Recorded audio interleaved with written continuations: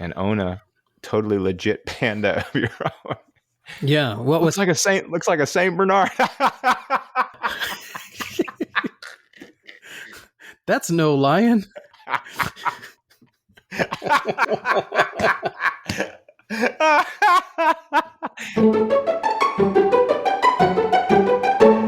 You're listening to Reason Together, the podcast for Christians who think about stuff. I'm your host, Daniel Fox, here with my great friend Thomas Balsamo. How are you, Tom? I'm good. Good. Blessed. How are you? I'm the same. Doing well, keeping busy.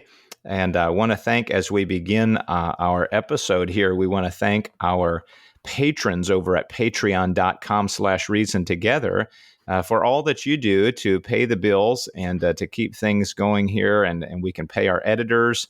And I just appreciate your investment. The elite patrons, really the heavy hitters there. And we appreciate your investment. Thank you also for your feedback. And I'll just say at the outset here, whatever we're talking about and even what we're not talking about, there's something on your radar that you want to put on ours. Send us some thoughts at reasontogetherpodcast@gmail.com. Some question maybe you've had or just an angle on a thought that you'd like to share. We might like to bring that up in an episode and bat it around ourselves. And so just send it to reasontogetherpodcast@gmail.com, and we'd be glad to hear from you. Yes. I'm grateful to our patrons, and Yes. I have to reiterate that because it really is a blessing to think that folks would actually give money to this. Just a couple of guys talking here on the internet, but thank you. Why don't we jump right in? We've got several things on here and some feedback, and then you've put a couple things on here and I put a couple things on here. Yeah. And we might get through most of this today. Okay. But I just have to start off with what I thought was a funny article that I read. I saw this. Yes. Did you see the news article? Yeah, I did. It was funny. When you realize the depths in a way that people go to try to cover for themselves, or they try to do something that, and they put quite a bit of work into it to produce this great con, and then they get caught on it. It's just amazing. So I read this article. It says zoo goers upset after discovering panda exhibit was painted dogs.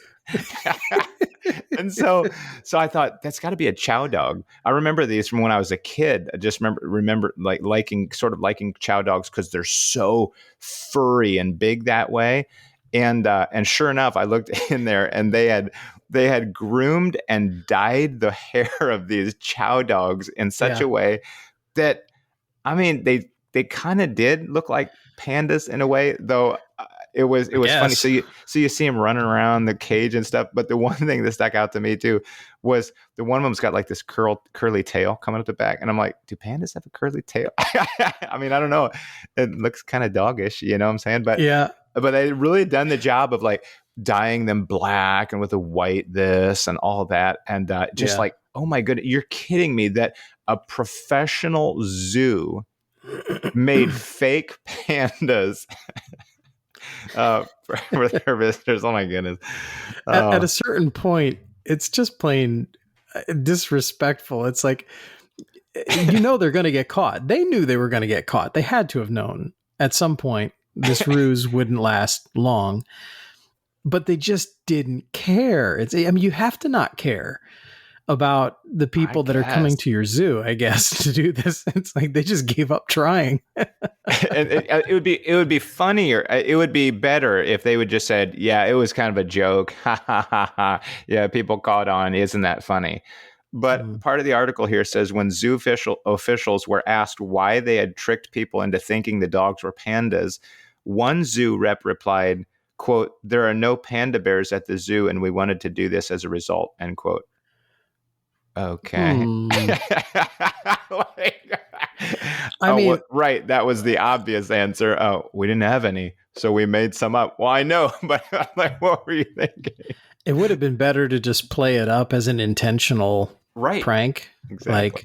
Oh my goodness. like pandas, totally legit pandas here, Yeah. big arrow. And the On the sign, totally legit. yeah, totally legit pandas here.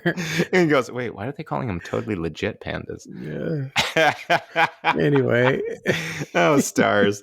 So you might be able to skirt the exotic animal pet law by merely painting your dog to look like an exotic animal of sorts. I And guess. there you go. And own a totally legit panda of your own. Yeah. Well, what's interesting is, Looks of like a course, Saint Bernard. the that's no Chihuahua. lion.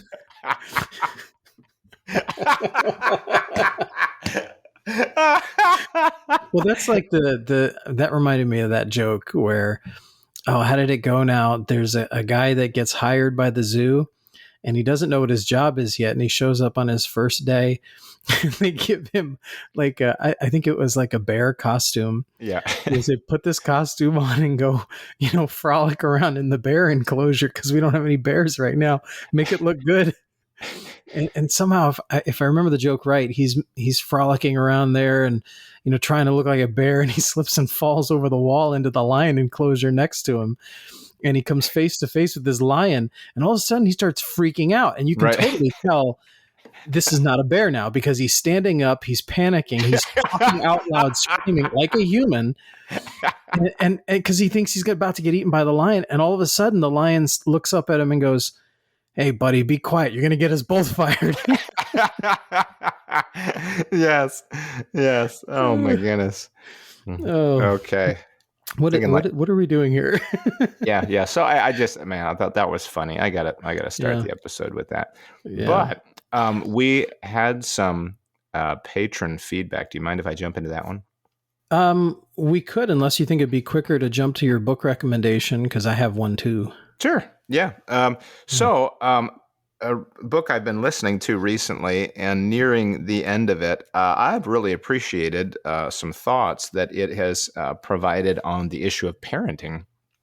And that is the title of the book itself. It is Parenting by Paul David Tripp. And what I appreciate is that he doesn't discount the need for rules and consequences and accountability and things like that in the home. But at least the way I interpret it, I thought a couple really good points that he draws out, or at least that came to my mind as I was reading as a result of what he was saying. Number one, kind of what we talked about on our last episode with grace and law, that the rules in the home are good and they're necessary, but the answer to a broken rule isn't more rules or just the conformity to the rules isn't the end in itself. Right. It's to use the broken rules, which show structure and which are for safety and have benefit, but to show at every juncture of breaking the rules is an opportunity to point to grace, to say we all need to be transformed, and we cannot be transformed by the law. The law simply exposes who we are so that we look to the grace that can transform us. Of course, that grace is from God. And so I thought that was a really good point. And then highlighting that, reminding you as a parent that that this is good, that this don't see discipline as a frustration, like, oh great, I've got to deal with them again, because you have little sinners, and you are God's provision to them, for, again, pointing them in the right direction and teaching them and discipling them. And so part of that is revealing at those moments the heart issue that's being exposed by the sin. And he talks about how a good thing can become a bad thing when it becomes a ruling thing.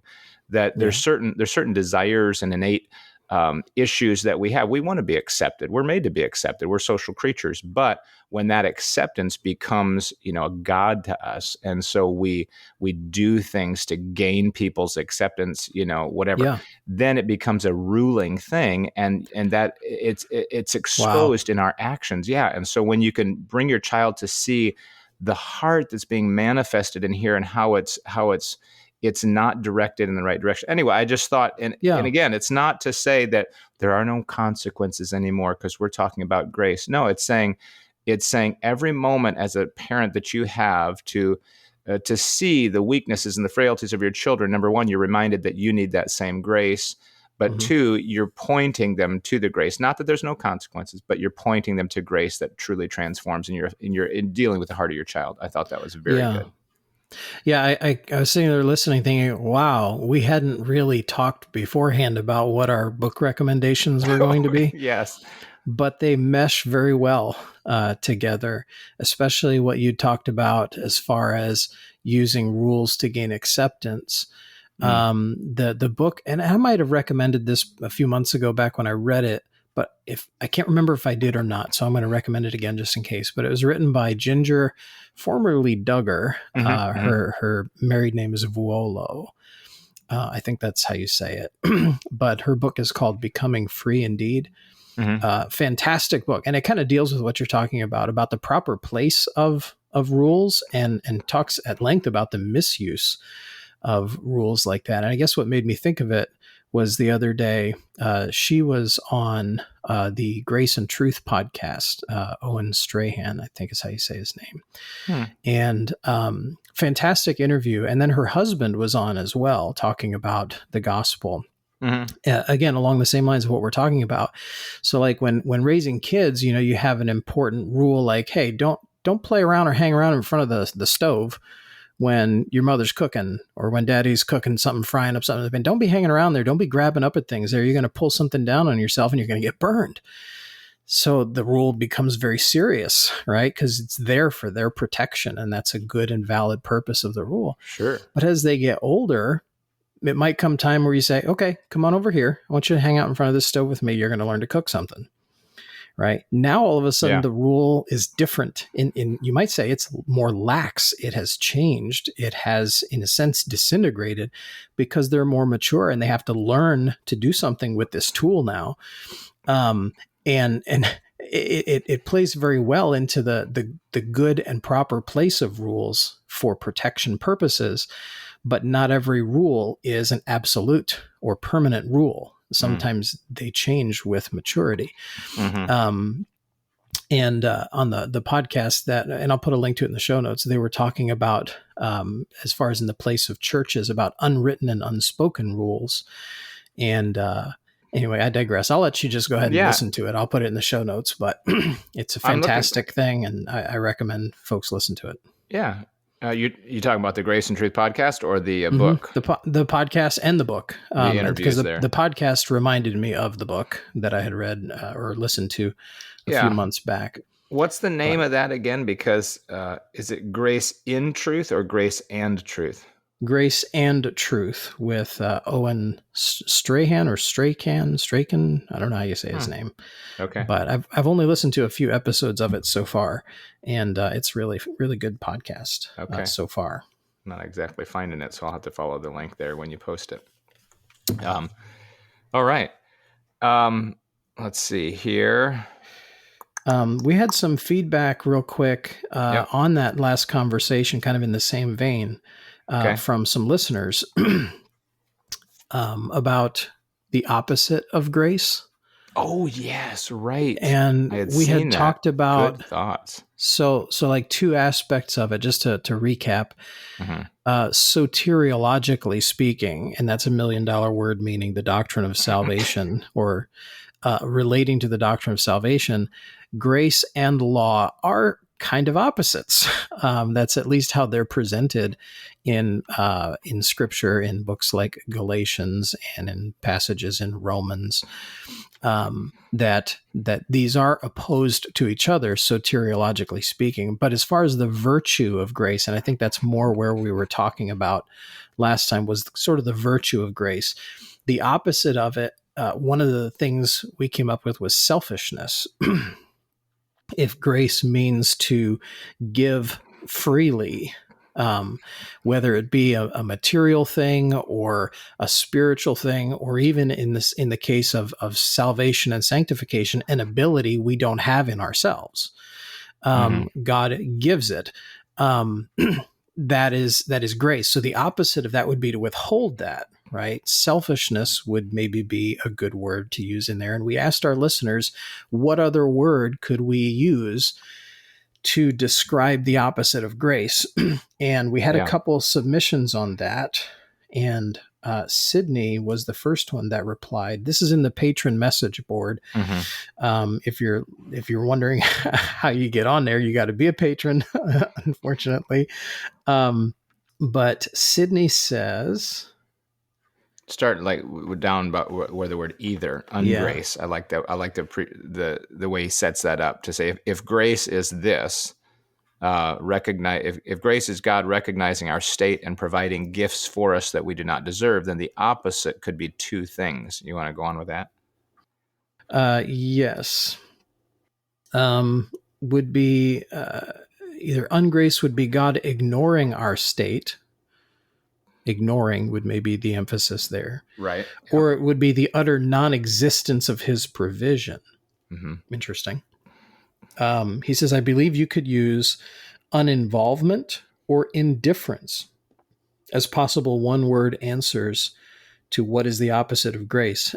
Indifference, I thought, was a good one there, especially. And he said, this discussion reminded me of Luke 11:5-13. Are you looking that up? Sure. I wasn't, but I will. Oh, okay. I thought that's what you're doing.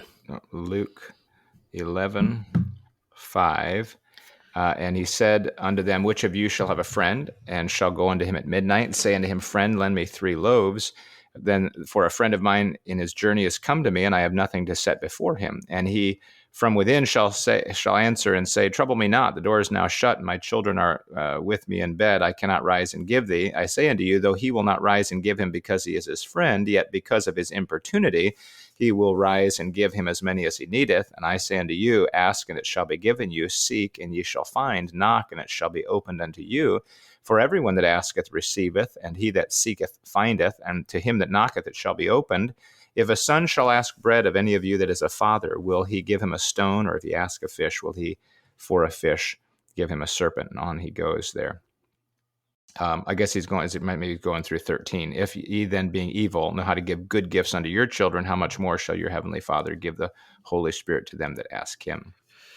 Yeah, good connection there, Sydney. I like the word indifference there. And maybe even better than selfishness. I like the other one too, because when he mentions uninvolvement, it makes me think about the revelation of God, that God by nature is light. He is one who reveals himself.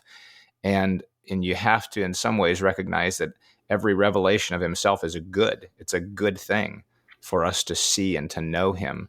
So, so the opposite of grace would be uninvolvement, like not revealing himself, which is contrary to his nature. But the other one we got was from James, and he suggested the word negligence as a possible word for the opposite of grace. And now he didn't explain this particular part in his answer, but I'm going to go ahead and add to what he said here. So I don't think what James is talking about, and I'm assuming here, he's not talking about negligence in the legal terminology. Because like if you ask what folks mean by negligence today, sometimes what they are implying by that is that someone didn't really know what they were doing. They were incompetent. And thus an error was caused by their incompetence. In the legal terminology, they would, if I'm not mistaken, they would call that negligence, right? Okay. But I think what the actual usage of the word was before, I guess, the legal commandeering of it would have been marked by neglect. Like the characteristic of neglecting something, failing in some way to pay attention to a particular need. Which and goes just right hand in neglecting. hand with what Yeah. Sydney was saying, Yeah. uninvolvement, indifference to Indifference. Yep. something. Yep. Hey, I think you guys hit really close there. I mean, that was good. Mm-hmm. Good thoughts. I appreciate that because, boy, as we brought up that question, it was kind of like, whoa, what? I hadn't thought to think of what the opposite of grace was, but you have provided some helpful insight there. I appreciate it. Yeah, and I guess that's why we call it Reason Together around here. It's not Yes. just you and me. Sometimes it's our patrons and listeners as well. Reason by myself, Oh. which is kind of impossible. So you've got one down here. Was this a suggestion of somebody else or yours? Which one? A Christian. Oh, yeah, that one. This is more just an interesting thing I came across. I'm not really sure what to think about it yet. So, like, I didn't spend a whole lot of time thinking about this because I figured we'd maybe bat it around some. Mm-hmm, But mm-hmm. you're familiar with Todd Friel of Wretched Radio. Wretched Been doing Radio. that a long, long time. Yeah. I remember even when I was a kid hearing him on the radio. Wow. Yeah. And he has an organization known as the Gospel Partners Media. Okay.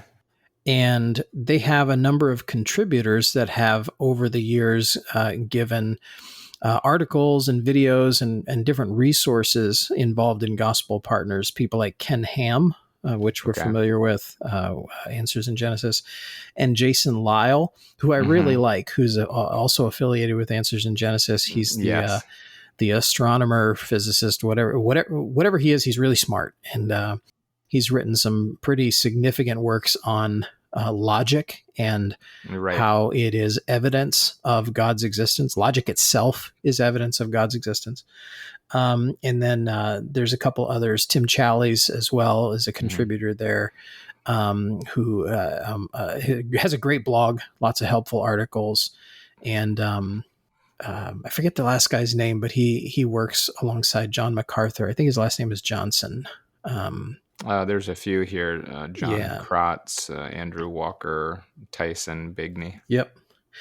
But anyway, I've noticed over the last several years, Todd Friel seemingly quotes the Daily Wire often. And you and I follow the news on the Daily Wire and listen to some of their podcasts. And I've seen some sort of crossing on the Venn diagram there in some of Todd Friel's work.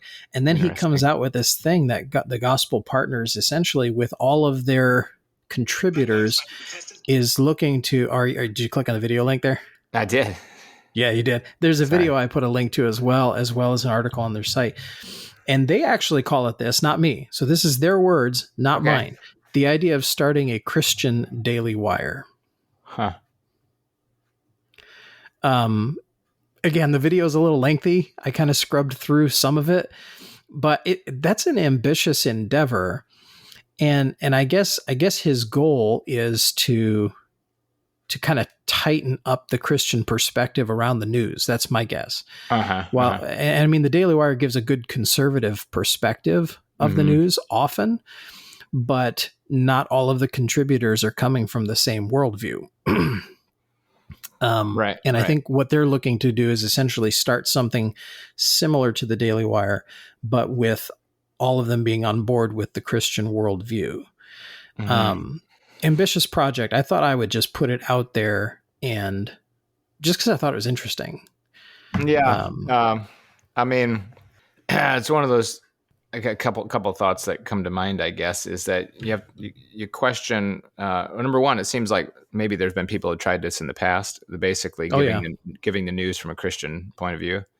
And I don't know how much traction that's gonna gain, because a lot of people like the news, but they don't care about the Christian part. To say you've got your intellectuals that maybe go after Jordan Peterson and will be somewhat, misguided there. Not that they're saying they won't engage with him on a philosophical level, or, you have a thinker like, the Jewish fella, with Daily Wire. The white-haired guy. They sort of partner with him. Dennis Prager. Yeah, Dennis Prager. You know, a guy who's been prolific in media and a thinker, and And so anyway, you got some good thought base there. I mean, some intellect going into that. But then when you try to tweak that by saying, but a proper theology would have us see how many people that say listen to the Daily Wire that are conservative like that really want a Christian spin on it. Yeah. You have to question, whether or do you just uh, applaud conservative news and then keep being a Christian and It's almost sharing. like I've been a Swiss Army knife guy for most of my life, right? Mm-hmm. And Swiss Army knives are great. They have a bunch of little tools in them that can do this or that, but there's no single tool in it that does its job perfectly, right? Right. They're all a pocket-sized Yeah. microcosm, attempt of a tool. And it's the Yes. same could go for Leatherman and all those multi-tools. They don't do everything perfectly, and that's not what they're intended to do, right? Right. If you want a real good set of pliers, don't use a Leatherman. Buy a real good set of pliers, right? Yeah, that's a good thought. And I think, like in the case of the news, the Daily Wire does a pretty good job, and there's others out there, not just the Daily Wire. There's other conservative sources as well, Mm-hmm. and they do good at the news, right? Mm-hmm.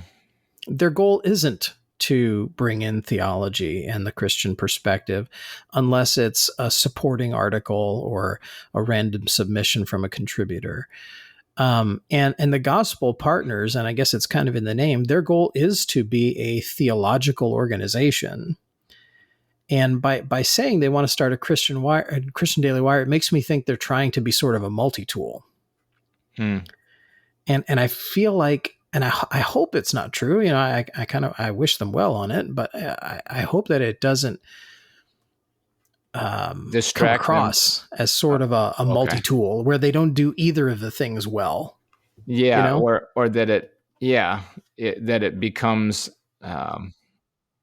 you take people who are good in their own tool, if you will, yeah, and you bring them into a combination that I don't know. I guess you have to see what they can do. But I can understand the frustration, though, and why they would want to do this. Because, for example, the Daily Wire does try to bring in the Christian perspective, or let me just say, they try to bring in a biblical perspective with Jordan Peterson. Of all the people you can choose to bring in topics and content about the Bible, they pick Jordan Peterson, who, in my personal view, is a very confused man when it comes to biblical things.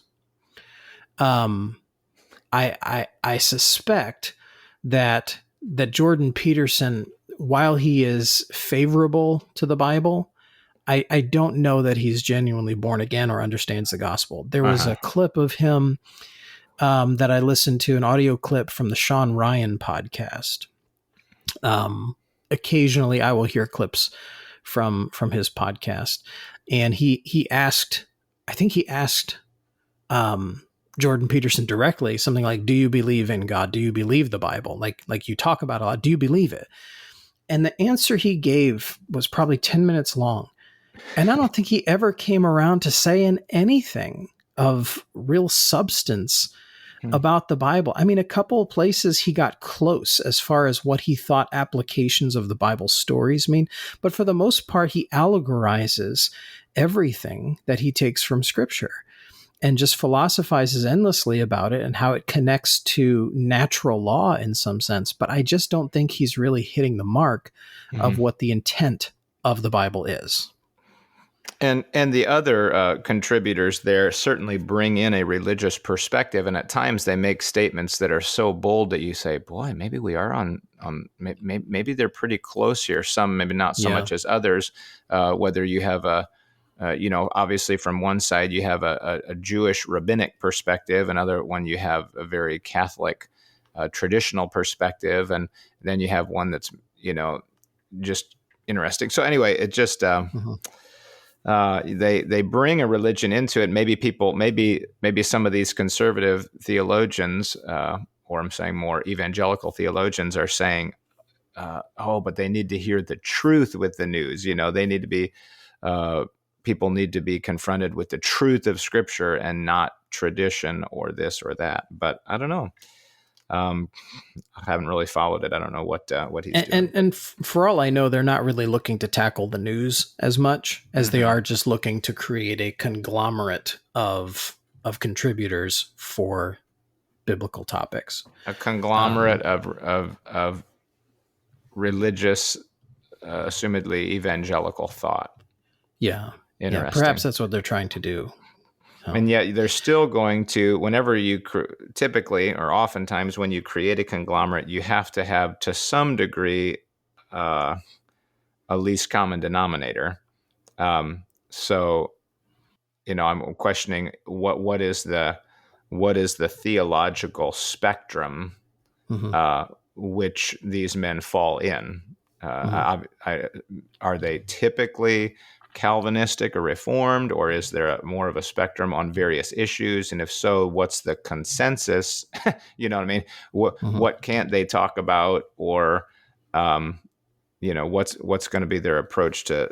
Yeah, what are they trying to teach? What's the core issue? I don't know. Anyway, interesting. Yeah, all that to say, I'm interested to see where it goes. I'll provide a link in the show notes to it so listeners can check it out for themselves. But okay, curious to see where it goes. Let's see here. I'm going to jump into this one here that was contributed by a patron, Nathan.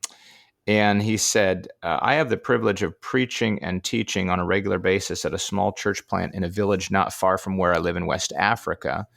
While French is the main language we use here, it is most people's second or third language. The church is made up of people from several different tribal groups, each with their own language, and most people are naturally more comfortable speaking their native language. One individual in particular, whenever praying out loud at church, always chooses to pray in her native language rather than in French. Since most people don't understand what's being said, is this the kind of thing Paul was talking about in 1 Corinthians 14 concerning unintelligible tongues that aren't edifying to the church? If so, should this lady be told she needs to learn to pray in French, or does it matter since God is the main audience and he can understand her just fine? I'll reserve my thoughts and let you answer first. I'm just kind of scanning over Romans 14 for a second here, just refreshing on it, because I'm wondering, so like she's praying in church, and I'm wondering if 1 Corinthians 14 is dealing with the topic of public prayer, or is it dealing specifically with the idea of preaching? So it mentions in verse 3 the idea of prophesying, right? Which in my mind, I would equate that more with preaching, right? And, right. The term that he's using there is more akin to preaching. So I don't know that public prayer is necessarily in view here, though I think there's some crosstalk between the two concepts. Because when you're talking about prayer, I mean, yes, God is the primary audience who is being spoken to there. So does it matter if anyone else in the room understands? That's a tough question. I think 1 Corinthians 14 deals more with the idea of preaching. And if that's what he was dealing with solely, then yes, I do think 1 Corinthians 14 applies, particularly because of what is said in verse 11, where Paul says, therefore, if I know not the meaning of the voice, I shall be unto him that speaketh a barbarian, and he that speaketh shall be a barbarian unto me. Even so ye, for as much as ye are zealous of spiritual gifts, seek that ye may excel to the edifying of the church. In other words, edification was the goal here. And essentially it doesn't matter. I mean, if he's saying, if this guy is up there preaching and he's saying things that can't be understood by anyone listening, this is pointless. There's no edifying happening. In order for edification to happen, what you're hearing has to be intelligible. And Paul seems to place an emphasis on that. But again, it seems to revolve more around preaching here, unless I'm missing. Oh, wait, no. Yeah, in verse 13, he brings it into I just play. saw it. I just kept reading here. He brings prayer in there as well. See, that's why it helps to keep reading. So, yeah, I would say if Nathan's question is this what Paul was talking about in Romans 14? It kind of seems like it is at first blush.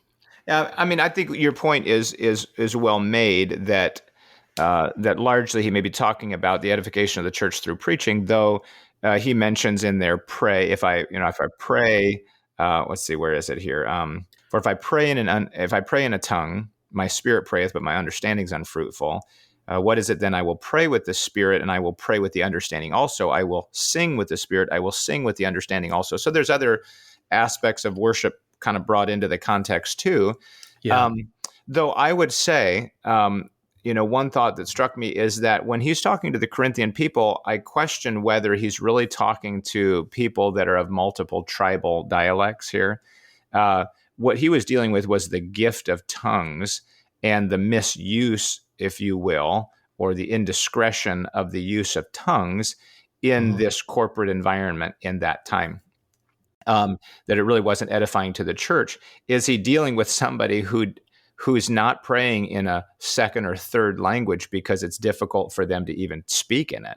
You know what I mean? Or Well, I because think it's the just not principle very is the familiar. same, whether someone is speaking in some alleged angelic tongue, right, and making gibberish, or speaking in French when the audience there speaks a different language than French. The result is the same. Nobody understands. Well, true. But I mean, the Corinthian believers, instead of just speaking their native tongue, they were somehow using the gift to speak in a foreign tongue. Yeah.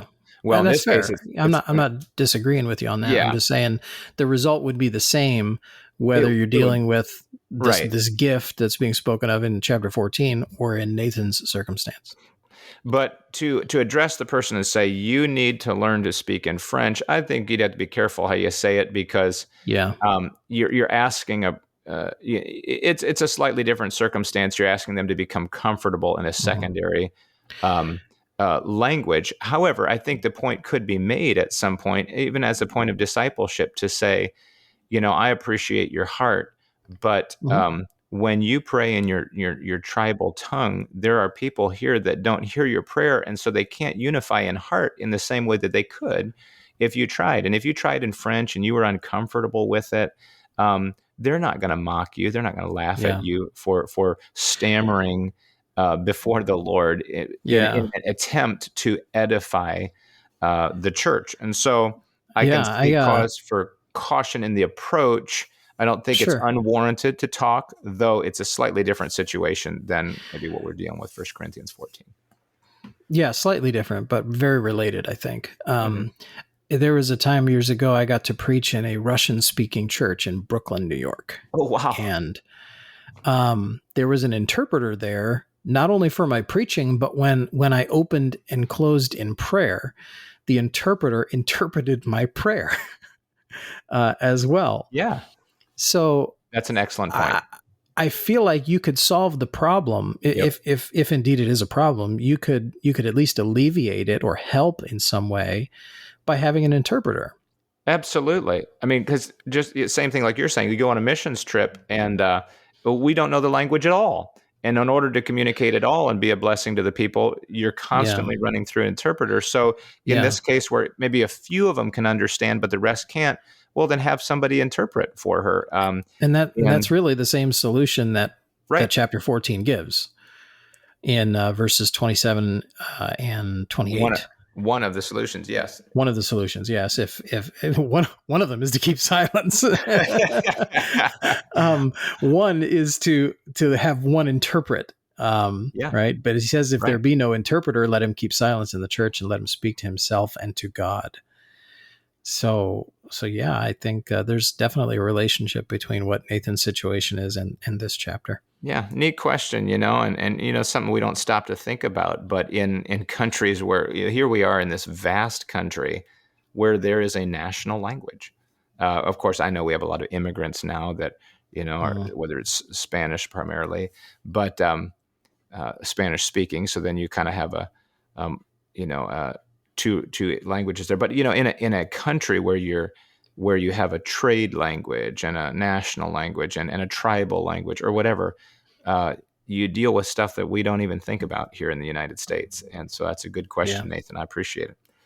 yeah, very good. What's this yard sale deal? I'll bring up this last Okay, question in the after show about sounds good. authority and submission. But Yeah, this one is, I guess it could be a serious question. Um, so let's say you're at a yard sale, right? And you are a connoisseur, an aficionado of, I don't know, sunglasses. Let's go with that. I'm just picking something random. Yeah, let's go with that. And you know your sunglasses, right? And you're at this yard sale and you see this amazing pair of sunglasses there that's worth like $350, $400. Let's say it's worth $1,000. Okay. They're in good condition, right?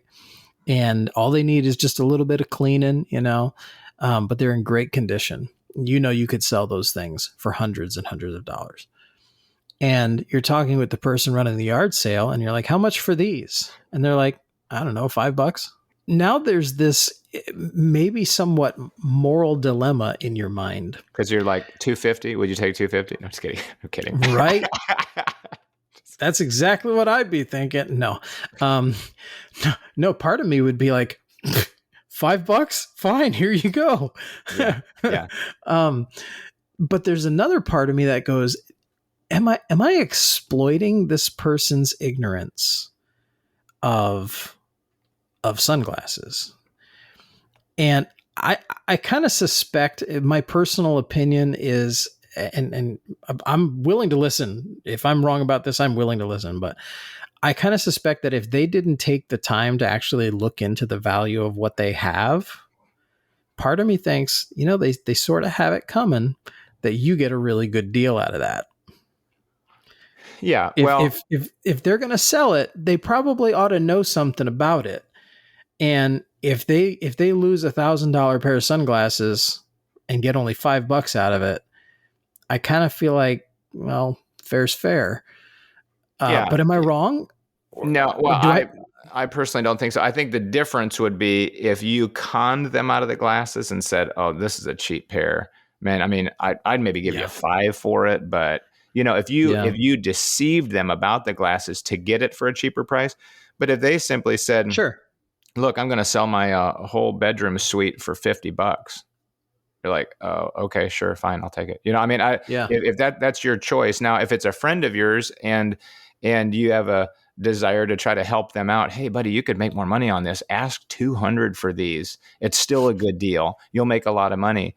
But it's not our job necessarily either to run around worrying about whether everybody's getting the best deal on everything and trying to. It's almost like the opposite of the warning ministry, that points out the bad of everybody, is like trying to point out the good of everything, like running around the grocery store saying, the grapes are really good price right now. Make sure you pick up the grapes, Look, if they see it and they want it, they saw the end cap that stuff was marked down 90%. Great. If they don't, okay.